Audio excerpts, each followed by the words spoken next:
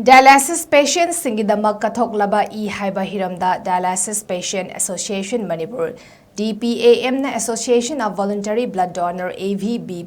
di Manipur gi matinga loinena khabai soida leiba Babina Blood Center da Ahanba Oina Voluntary Blood Donation Campcum Plantation program ama Pangthokkhre miyoi kunna lemna e piduna amadi hospital asigi akoibada u char thaduna pangthokiba thoram aduga mari lenena DPAM ki Secretary Boni Nauraibam na haikibada ngasi mak hospital asida chronic kidney disease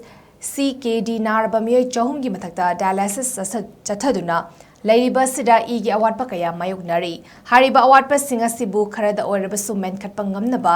DPAM amadi patient party sing khanaduna ngasigi blood donation camp asi pangthokpani amadi iramdam asida leibiriba mipum khudingmakna e changnaina kathokjuna miyamgi seba tawba khakta natana isagi haksang su fana thambada blood donation asina chawna mateng pangli asumna tinjang kaijang daba khunai ama ohelasi haiba wafam sing phongdoki Babina Blood Bank da Dialysis Patient Association Manipur ga Association of Voluntary Blood Donor ga kusunaraga one day voluntary blood donation camp Plantation ama pangthoksabani asi koina asigumlaba blood donation camp pangthoksabigi maramdi hauji koigi Babina gi hospital da chronic kidney disease naraga patient sahum gi mathakta dialysis tawba haibisi koina ije mange bako dialysis tawba i mangbu maram oiraga asagi patient jing da i gi to yadabagi gi awaba na ba haitare machida koina Dialysis Patient Association Manipur ga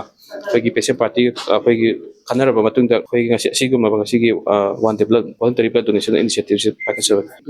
tasina maharabada hauji Manipur gi oina koina blood ki requirements 100% da 100% gi manungda ongi koina voluntary koi blood donor na koina mati pangja ongi 30% ne ba 70% ji hauji pabi oina koi mekhatpa ngamdriba aduna hauji koi iramda chi leriba koi bibu khodimakna anga ahan haiba leitana pi anga haiba leitana thokiraga koina thokirok non koina mayang mafam da pawdam jari